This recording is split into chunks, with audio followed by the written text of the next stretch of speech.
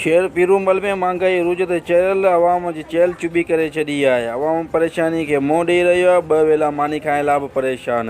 वधीक ॾिसूं था शाइन न्यूज़ जे रिपोर्टर पीरूमल खां असगर फ़कीर जी हिन रिपोर्ट में। कद्दू 110 रुपया किलो, आलू 100 रुपया किलो। गरीब माण्हू बेगाड़ा हिते तमामु चोट चढ़ी आहिनि।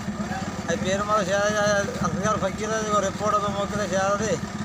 गरीब माण्हू ॾिनो कुझु कोन्हनि। गरीब लॻा पिया आहियो, पैसो आहे कोन, वण फसल सड़ी आहे। हाणे कुझु कोन, गवर्नमेंट कुझु कोन ॾिनो आहे।